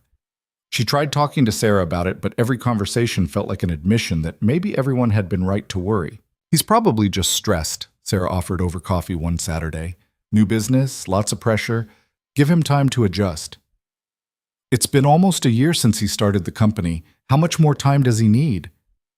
I don't know, Lena, but jumping to conclusions won't help. I'm not jumping. I'm observing. There's a difference. Sarah sighed. What do you want me to say? That you should leave him? Demand answers? I don't know what the right move is here. Me neither. Then maybe just wait. See what happens. If it gets worse, you deal with it then. Lena wanted to argue, but she didn't have a better plan. That night, she came home to find Adrian in the living room with 3 men she didn't recognize. They all went silent when she walked in, eyes tracking her movement with an intensity that made her skin crawl. Lena? Adrian stood quickly. I wasn't expecting you back this early. Clearly. She looked at the men, then back at Adrian. Who are your friends? Business associates. We were just finishing up. One of the men, tall, scarred, built like he could break someone in half, smiled. It didn't reach his eyes. So this is the famous wife. Adrian talks about you constantly. Does he? Lena's voice was flat. All good things, I promise. The man stood, extending a hand. Alexei Petrov, pleasure to meet you. She didn't take it. What kind of business are you in, Alexei? Import-export. Very boring, very legitimate. Right. She turned to Adrian. Can I talk to you? Privately? Adrian excused himself, following her into the bedroom. The moment the door closed, Lena rounded on him. Who the hell are those people? I told you, business associates. That man looks like he murders people for a living. He runs a shipping company. Adrian, I'm not an idiot. Whatever's happening out there, it's not legitimate business. His jaw tightened. You're jumping to conclusions. Am I? Because from where I'm standing, it looks like you're meeting with the exact kind of people you swore you left behind. They're potential clients, that's all. For what? What service are you providing that requires men who look like they've killed before? Security consulting, like I've been doing for months. Nothing illegal. Then why are you meeting them here instead of your office? Adrian's expression shifted, frustration bleeding through the control. Because some clients prefer discretion. That doesn't make them criminals. But it doesn't make them legal either. Lena, no, don't Lena me. You promised. You looked me in the eye and promised you were done with that world. And I am done. These men are legitimate businessmen who need protection services. That's it. I don't believe you. The words hung between them, sharp and painful. Adrian stared at her, something cracking in his expression. Then what do you want me to say? That I'm lying? That I've been playing you this whole time? I want you to tell me the truth. I am telling you the truth. You're just choosing not to hear it. Lena's hands shook. Get them out of our apartment. What? Those men. I want them gone. Now. Lena, I can't just… Yes, you can. Either they leave or I do. Adrian's eyes widened. You're giving me an ultimatum? I'm setting a boundary. Our home is supposed to be safe. I don't feel safe with those men here. For a long moment, Adrian just stared at her. Then he nodded once, sharp and final, and walked out of the bedroom. She heard low voices, movement, the door opening and closing. When Adrian came back, his face was unreadable. They're gone. Thank you. Are we done fighting now? I don't know. Are you done lying? I'm not lying, Lena, but I'm also done defending myself to you every time someone who doesn't fit your idea of respectable walks through our door. That's not fair. Neither is being accused of being a criminal in my own home. He grabbed his jacket and keys.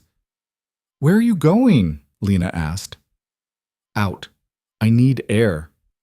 Adrian.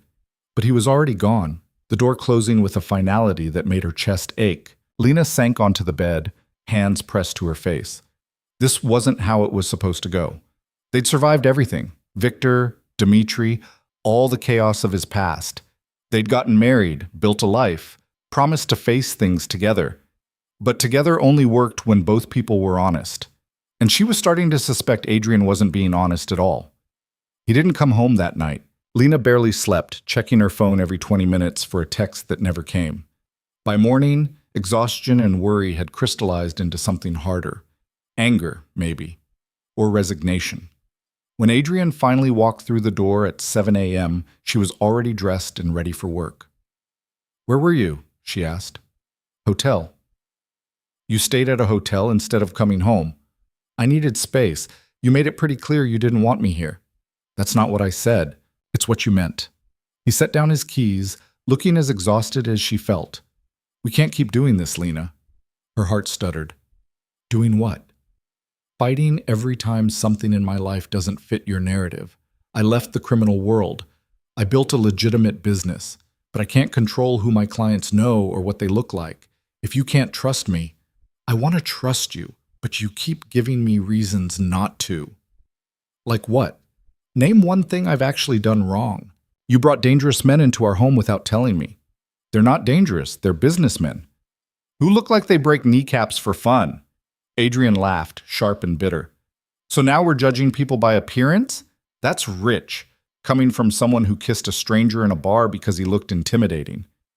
That's not the same thing, isn't it? You took a risk on me when I was exactly the kind of person you're now accusing those men of being. But that was romantic then. Now it's just inconvenient. Lena's throat tightened.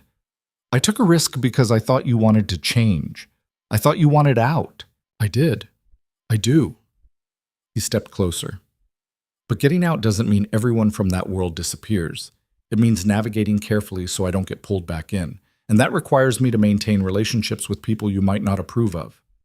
As long as it's legal. It is legal. Then prove it. Adrian's expression went cold. How? Show me your books, your client list, everything about your business. If it's all legitimate, you shouldn't have a problem with transparency. That's confidential information. I'm your wife, which doesn't give you the right to audit my company, but it gives me the right to know you're not lying to me. They stared at each other, the space between them feeling wider than it ever had. I'm not showing you my books, Adrian said finally.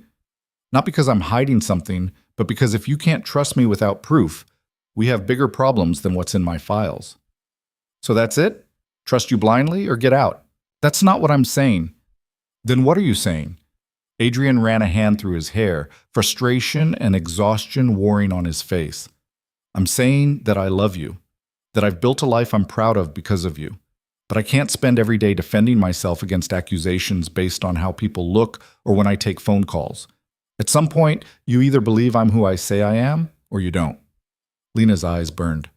And if I don't know yet, then we have a problem. The silence stretched between them, heavy and suffocating. I need to get to work, Lena said finally, grabbing her bag.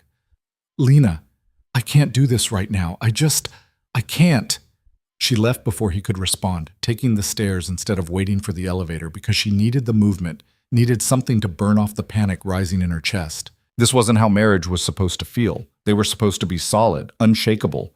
Instead, she felt like they were standing on opposite sides of a chasm that was widening every day, and she had no idea how to bridge it. Work was a blur. Lena went through the motions, meetings, emails, a presentation she barely remembered giving. Her boss praised her, but the words slid off without landing. At lunch, she found herself calling Marcus Chen. Lena, he answered on the second ring, is everything okay? I need to ask you something, off the record.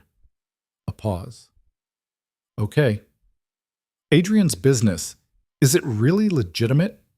Another pause, longer this time. What brought this on? Just answer the question, please. As far as I know, yes. He's running a security consulting firm that provides threat assessments and protective services to corporate clients. All above board. But he still maintains relationships with people from his old life. That's unavoidable in his line of work. Some of those people exist in gray areas. How gray? Gray enough that I'd advise him to be careful, but not gray enough to be illegal. Marcus's voice softened. Is he in trouble? I don't know, maybe. He had some men at the apartment last night who looked wrong. Wrong how? Dangerous. The kind of dangerous that doesn't come from legitimate business. Did you get names? 1. Alexei Petrov. Silence. Marcus? I know that name. He runs shipping operations out of Eastern Europe, technically legal, but there are rumors of smuggling on the side. Nothing proven. Lena's stomach dropped. And Adrian's doing business with him? Possibly, or possibly just meeting with him. There's a difference. Not much of one. Lena, listen to me. Adrian is walking a tightrope. He's trying to build something clean while still maintaining enough connections to protect himself if his past comes back. That means occasionally dealing with people who aren't choir boys. But as long as he's not participating in illegal activity, he's in the clear. How do I know he's not participating? You trust him, or you don't. There was that word again, trust. Thanks, Marcus. Anytime. And Lena, be careful. The suspicion you're feeling, it can poison things faster than actual betrayal. She hung up, feeling worse than before. That night, Adrian was home when she arrived. He'd made dinner, pasta, salad, wine, an olive branch. Can we talk? He asked. Lena set down her bag. Yeah. They sat at the table, the food between them feeling more like a barrier than a gesture. I'm sorry, Adrian said, for last night, for walking out, for not being better at this. Better at what? At being a husband, at understanding why my past scares you. He took a breath. You asked for transparency. I'm going to give it to you. Lena's heart picked up. Okay. Alexei Petrov contacted me 3 weeks ago. He wants security for a shipment coming through the port. Art, he says. Legitimate purchases from Eastern European auctions. He needs someone to ensure it arrives without incident. And you believe him? No. Which is why I've been stalling. But he's persistent, and he has connections that could be useful if I ever need them. So you're considering it. I'm considering the cost of saying no versus the risk of saying yes. That's not the same as being legitimate. I know. Adrian leaned forward, which is why I'm going to turn him down. Officially. Tonight. Really? Really? You were right. I can't build something clean by holding on to relationships that pull me backward. So I'm cutting ties, completely. Lena searched his face, looking for the lie. But all she saw was exhaustion and sincerity. What if he doesn't accept no? Then I'll handle it, legally, through Marcus if I have to. You promise? I promise. She wanted to believe him, needed to believe him. Okay, she said quietly. Adrian reached across the table, taking her hand. I love you. More than this business, more than any connection I've held on to. You're what matters. I need you to know that. I do know that. I get scared sometimes that you'll slip back into who you were before me. I won't, because who I was before you was hollow, and I never want to be that person again. They ate dinner in cautious peace, both of them pretending the cracks weren't still there. Adrian called Alexei that night. Lena heard him in the other room, voice firm but polite, declining the job and suggesting alternative contacts. When he came back, he looked lighter. Done? She asked. Done. How did he take it? About as well as expected. Angry, but he'll get over it. And if he doesn't? Then we deal with it when it happens. Adrian sat beside her on the couch. But I don't think he will. Alexei's smart enough to know pushing would cost him more than it's worth. Lena leaned against him, letting the tension drain from her shoulders. Maybe this was it. The moment where things finally leveled out. The call came 3 days later. Adrian was at work, Lena was in a meeting, when her phone lit up with an unknown number. She ignored it. It called again. Then again. On the fourth call, she excused herself and answered. Hello? Lena Volkov? A man's voice, accented, unfamiliar. Who is this? A friend of your husband's. We need to talk. Her blood went cold. I don't know who you are, but Alexei Petrov. And before you hang up, you should know that Adrian made a mistake turning down my offer. A mistake that will have consequences if we don't come to an understanding. Are you threatening me? I'm offering you information your husband is too proud to share. Meet me. 1 hour. The coffee shop on 5th and Main. Come alone. I'm not meeting you anywhere. Then Adrian pays the price for disappointing me. Your choice. He hung up. Lena stared at her phone, heart hammering. This was insane. She should call Adrian, call the police, anything except what she was actually considering. But if Alexei had information, if Adrian was keeping something from her, she needed to know. 50 minutes later, she walked into the coffee shop. Alexei was already there, sitting in the back corner with a cup he wasn't drinking. He stood when she approached. Mrs. Volkov, thank you for coming. I didn't come to chat. Say what you need to say. Direct. I like that. He gestured to the chair across from him. Please. Sit. Against her better judgment, she did. Alexei studied her for a moment, then slid a folder across the table. Your husband told you he's out of the business, that he's building something legitimate. He is. Is he? Alexei opened the folder. Inside were bank statements, transaction records, photographs. These are from 2 months ago. That's Adrian meeting with Viktor Sokolov's former partner. That's a wire transfer from a shell company he supposedly dissolved. That's... Stop. Lena's hands shook. Where did you get these? I have my sources. The point is, your husband isn't as clean as he claims. This doesn't prove anything, doesn't it? He tells you he's leaving the past behind while still taking money from it. He promises transparency while meeting with criminals in secret. How long before he drags you down with him? What do you want? I want Adrian to reconsider my offer, and I want you to convince him. Why would I do that? Because if you don't, these documents end up with the federal prosecutors who've been circling his old cases. They'll reopen investigations, freeze assets, destroy everything he's built. Alexei leaned forward. But if he takes my job, completes it successfully, I make all of this disappear. Everyone wins. Lena's chest tightened. You're blackmailing me. I'm offering you a way to protect your husband. What you do with that is your choice. She stood, legs shaking. I need time to think. You have 24 hours.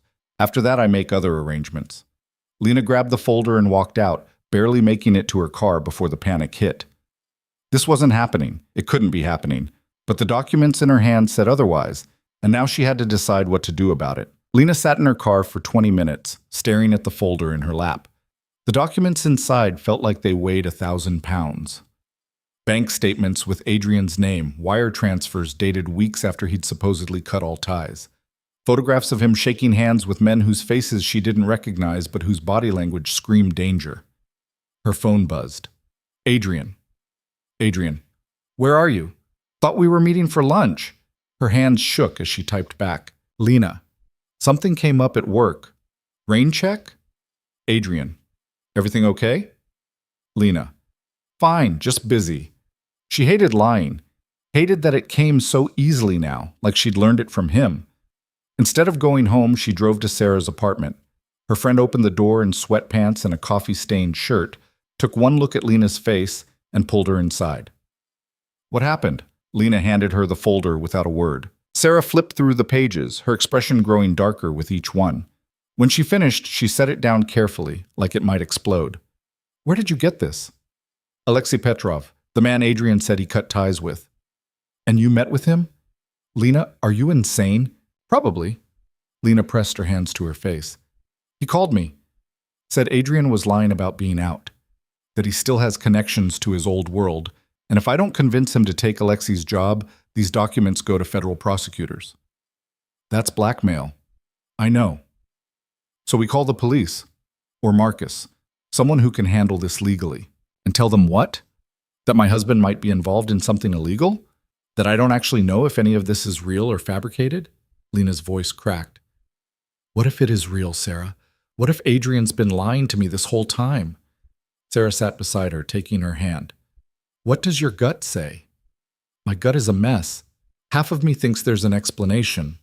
The other half thinks I've been an idiot for believing him. Then you need to ask him. Show him these documents and demand the truth. What if the truth is that I married someone who never intended to change? Then you deal with it. But you can't make decisions based on documents from a man who's actively trying to manipulate you. Lena knew Sarah was right, but the fear sitting in her chest made it hard to think straight. She went home that evening with the folder hidden in her bag, rehearsing conversations in her head. But when she walked through the door and saw Adrian in the kitchen making dinner, humming along to music she'd introduced him to, all her prepared speeches dissolved. Hey, he said, smiling. How was your day? Long? She set down her bag, willing her voice to stay steady. Yours? Productive. Landed a new client, completely boring corporate security, exactly what we need. He kissed her cheek. Wine? Sure. He poured 2 glasses while she stood there, the folder in her bag feeling like it was burning a hole through the leather. Just ask him. Show him the documents. Demand answers. But instead she said, That's great about the client. They ate dinner making small talk about work and weekend plans and whether they should finally get that dog they'd been discussing. Adrian was relaxed, present, exactly the version of himself she'd fallen in love with. And Lena felt like she was watching him from behind glass, trying to figure out if any of it was real. After dinner, he pulled her onto the couch, tucking her against his side. You seem tense, he said, pressing a kiss to her temple. Just tired. Want to talk about it? This was her opening, the moment to lay everything out and force the conversation they needed to have. Instead, she said, No, I'm okay. Adrian's arms tightened around her, and Lena closed her eyes, pretending for just a little longer that everything was fine. She lasted 2 more days before the weight of it broke her. Adrian was in the shower when she finally pulled out the folder and spread the documents across the dining table. Her heart hammered as she studied them again, looking for anything that proved they were fake. But the details were too specific, the transactions too precise. The water shut off. She heard Adrian moving around in the bathroom, and panic surged through her. She should put them away, wait for a better time, think this through more carefully. But she was so tired of waiting, so tired of not knowing. Adrian walked out in sweatpants, toweling his hair dry, and stopped when he saw her. What's all this? Lena met his eyes. You tell me. He crossed to the table, picking up one of the bank statements. His expression didn't change, but something shifted in the set of his shoulders. Where did you get these? Alexei Petrov gave them to me 3 days ago. Adrian's jaw tightened. You met with him? He called me. Threatened to send these to prosecutors if I didn't convince you to take his job. Her voice shook. So I'm asking you straight out, are they real? For a long moment, Adrian didn't answer. He just stood there, holding the document, face unreadable. Then he set it down carefully and said, Some of them are real, some are fabricated. The room tilted. Which ones? The wire transfers are real, the meetings are real, the context is fabricated. What does that mean? Adrian pulled out a chair and sat, looking suddenly exhausted. It means Alexei took real transactions and twisted them to look like something they're not. Explain. The wire transfer he's showing, that was me paying off a debt to Victor's old partner, money I owed from before I got out. I told you I was tying up loose ends. That was one of them. And the meetings? With people from my past who needed advice on legitimate security issues. I didn't lie about that, Lena. I told you I still maintain relationships. That doesn't mean I'm working with them illegally. But you didn't tell me about the debt or the wire transfer. Because I knew how it would look. I knew you'd jump to conclusions. Like I'm doing now? Yes. Lena's hands fisted on the table. Then help me understand, because from where I'm sitting, it looks like you've been lying about being out of that world. I'm not lying, but getting out isn't a clean break, Lena. It's messy. It requires navigating relationships and debts and obligations that don't just disappear because I decided I wanted a different life. Why didn't you tell me? Because you were already scared, already doubting. I didn't want to give you more ammunition to convince yourself I was backsliding. So instead, you just let me find out from a man who's blackmailing us? Adrian's expression cracked, frustration bleeding through. I was protecting you. From what? The truth? From exactly this. From the fear and doubt and the way you're looking at me right now like you don't know if you can trust me. Can I? The question hung between them, raw and devastating. Adrian stood, crossing to the window, hands braced against the frame. I have never lied to you about who I am or what I want. I told you from the beginning that my past was complicated, that it would take time to fully extract myself. You said you understood. You said you could handle it. I thought I could. And now? Lena's eyes burned. Now I don't know. I don't know how to tell the difference between you being honest and you managing me, and I hate that I feel that way. Adrian turned to face her, and the pain in his expression nearly broke her. I love you, he said quietly. More than anything I've ever built, or any life I had before you, and I would burn it all down before I let it hurt you. But I can't keep defending myself against suspicions based on half-truths from people trying to manipulate you. Then what do? We call Marcus, we show him these documents. We let him verify what's real and what's fabricated, and then we deal with Alexei properly, through legal channels. And if some of it is real in the way Alexei claims, then I handle the consequences. But I'm not taking his job, Lena. I'm not going backward. Not for him, not for anyone. Lena searched his face, looking for the lie she was terrified of finding, but all she saw was exhaustion and sincerity, and a man who looked like he was barely holding himself together.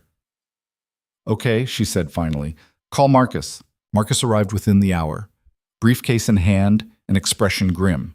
He spread the documents across the table and spent 30 minutes examining them in silence, while Lena and Adrian sat on opposite ends of the couch, not touching. Finally, Marcus looked up. Half of these are legitimate. The other half are doctored, real transactions with fabricated context. Whoever put this together knew what they were doing. Can you prove they're fabricated? Adrian asked. Yes, but it'll take time. Subpoenas, forensic accounting, the works. And in the meantime? In the meantime, Alexei has ammunition. Not enough to convict you of anything, but enough to make your life very difficult if he shares this with the right people. Lena's stomach dropped. So he wins. Not necessarily. Marcus leaned back. Alexei's smart, but he's also vulnerable. He wouldn't be pushing this hard if he didn't need you badly. That gives us leverage. What kind of leverage? Adrian asked. We find out what he's really moving in that shipment. Art, he says. But I'm betting it's something else. Something illegal enough that if it gets intercepted, he's facing serious time. Marcus looked at Adrian. You still have contacts in that world. Use them. Find out what Alexei's smuggling, and we'll have our own ammunition. That's risky. Everything's risky at this point, but sitting back and waiting for him to make his move is riskier. Adrian was quiet for a moment, then nodded. I'll make some calls. Marcus stood, gathering the documents. I'll start working on proving these are fabricated. In the meantime, don't communicate with Alexei directly. Let me handle all contact. After he left, Lena and Adrian sat in silence. I'm sorry, Adrian said finally. For what? For all of it. For not being clear about the loose ends I was tying up. For putting you in a position where you had to question whether I was lying. I'm sorry, too. For not trusting you enough to ask before jumping to conclusions. You had reason to jump. Maybe. But I married you knowing your past was complicated. I shouldn't keep punishing you for it. Adrian reached across the couch, taking her hand. We're going to fix this.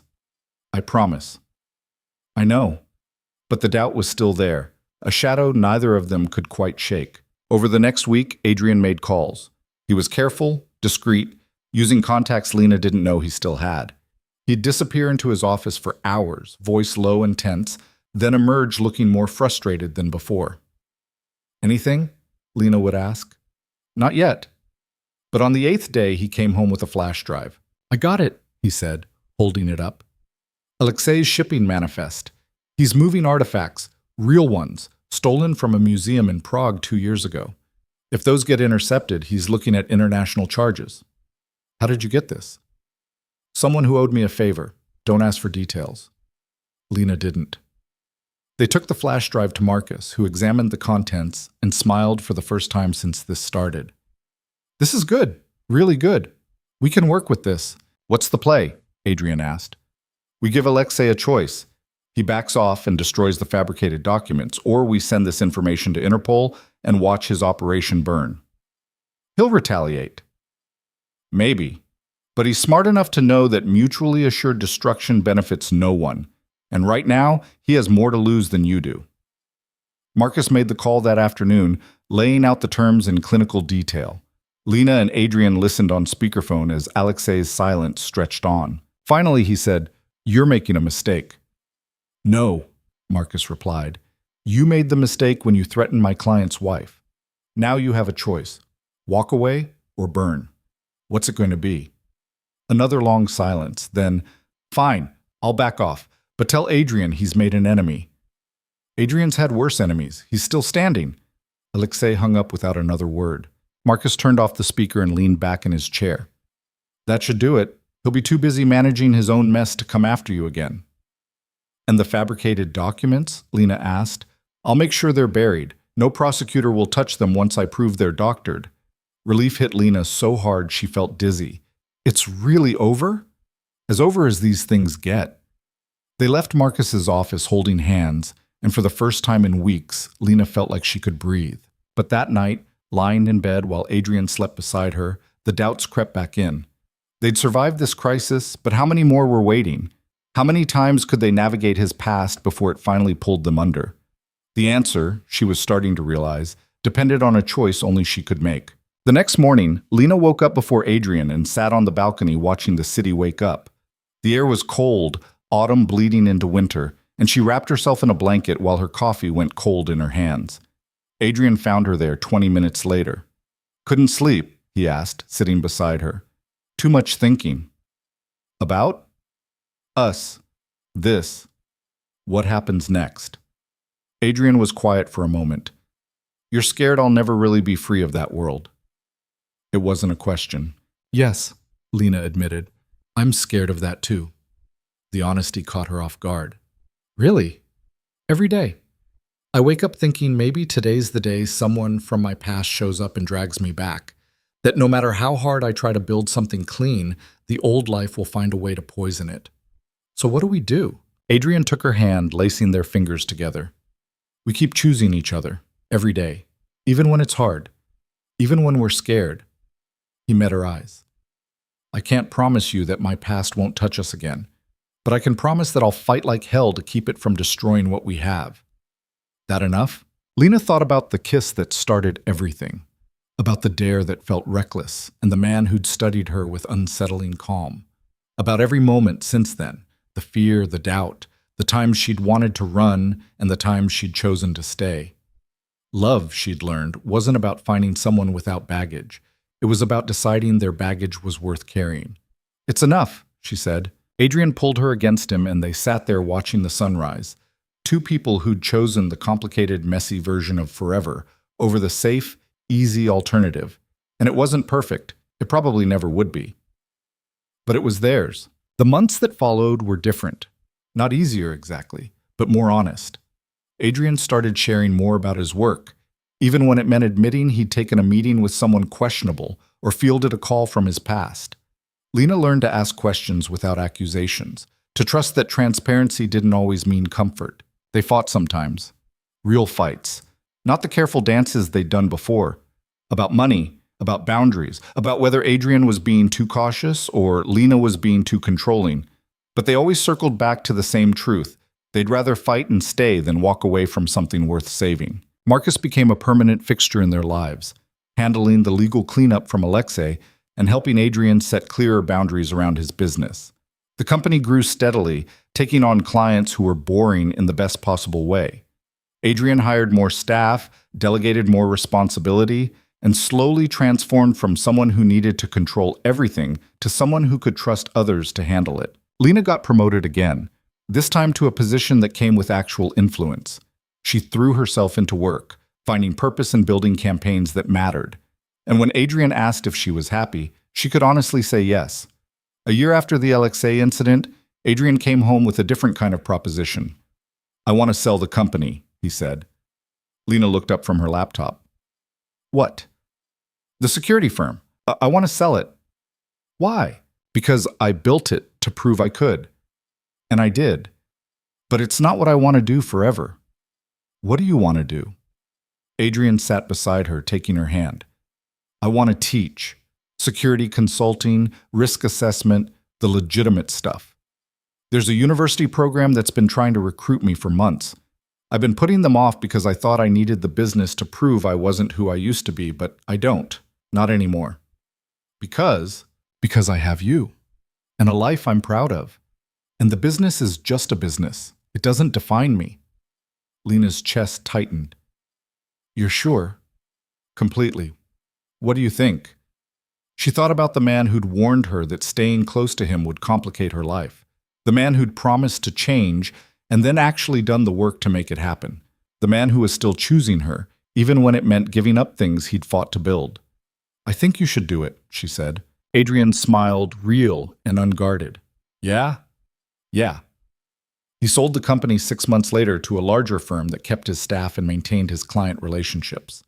The payout was substantial enough that money stopped being a concern. And when Adrian started teaching that fall, Lena watched him transform again, this time into someone who genuinely loved what he did. They moved out of the apartment and into a house with a yard, got the dog they'd been talking about, hosted dinners with Sarah and Becca and people from Adrian's program, built a life that looked nothing like either of them had imagined but somehow fit perfectly. On their 3rd anniversary, Adrian took Lena back to Prague. They walked the same bridges, ate at the same restaurants, retraced the steps of their honeymoon, but this time the weight was different. Lighter, like they'd finally stopped looking over their shoulders. On their last night, sitting by the river with wine and the lights reflecting off the water, Adrian said, "Do you ever regret it?" "Regret what?" "That dare. Kissing me. Everything that came after." Lena thought about the fear, the doubt, the times she'd been certain they wouldn't make it, about the nights she'd questioned whether loving him was worth the cost. "Not even once," she said. "Even when I made it hard?" "Especially then, because the hard parts taught me what I was capable of, what we were capable of." She turned to face him. "You didn't ruin me, Adrian. You woke me up." His eyes were suspiciously bright. "I love you. I love you too." They sat there as the city breathed around them, two people who'd turned a reckless moment into a lifetime. Back home, life continued in its beautifully ordinary way. Adrian taught his classes and complained about grading papers. Lena ran campaigns and occasionally traveled for work. They argued about whose turn it was to walk the dog and whether they needed new furniture and what to have for dinner. Normal things. Safe things. Things that would have bored Lena to tears before she met Adrian. But now she understood that safe didn't mean boring. It meant building something stable enough to weather the storms. It meant choosing consistency over chaos. It meant waking up every day next to someone who saw you completely and loved you anyway. 5 years after that kiss in the bar, Adrian asked Lena a question while they were doing dishes. "Do you want kids?" She nearly dropped the plate she was drying. "What?" "Kids. We've never really talked about it seriously, but we're not getting younger, and if it's something you want, we should probably start planning." Lena set down the plate carefully. "Do you want kids?" "I want whatever builds the life you need to be happy." That's not an answer. Adrian dried his hands, turning to face her.